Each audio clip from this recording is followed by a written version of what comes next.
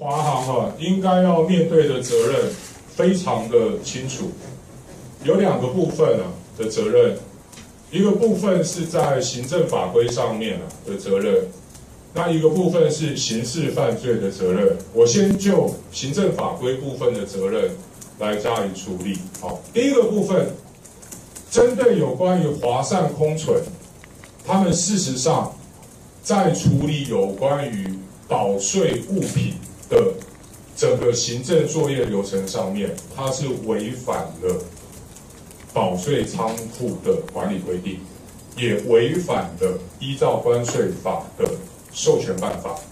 那因此，针对华善空厨的部分，目前关务署要告诉社会大众的部分是，当关务署信任这个华善空厨能够进行自主管理，结果自主管理的结果是违法的情事一堆。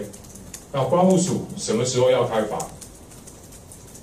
关务署开罚的部分有两个部分，一个是按照关税法的规定，但不过非常遗憾的，我国的关税法之前的罚则，因为是很久以前定的，都没有调整，所以那个罚则大家听起来会觉得很荒谬，6000元以上3万元以下的罚锾。那这种罚锾，我想大家都可以理解，对于华善空厨堂堂一个这么大华航的子公司，完全没有任何吓阻的效果。但是该罚的还是要罚。那第二个，华善空厨已经证明了他们自己欠缺自主管理的能力，所以依照关税法还有自主管理办法的授权规定，关务署现在要做的应该是废止华善空厨它的自主管理许可。接下来必须要有海关按照一般关税法的规定来加以管理。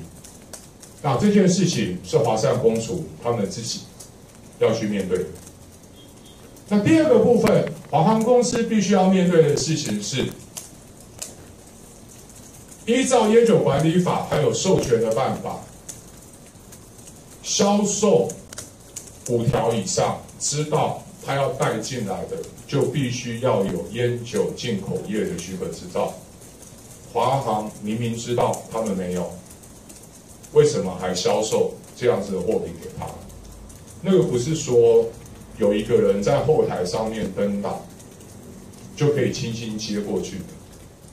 我没有办法回答，你们可以去问检调。我再说一次，到目前为止，没有对华航采取必要的证据保全，是调查局不愿意作为，还是调查局要作为？但是台北地检署跟他们说这件事情缓一缓，我不知道，你们可以去问检调，请他们各自表达正式的声明。但是我是公开的呼吁，最直接的证据在华航，所有的电池记录在华航。检调，你们不对华航采取任何的措施，你们到底在干什么？要等什么？要等华航把他的电池记录处理干净吗？到时候要请他交的时候，他说没有啊，这个资料久远，全部销毁了。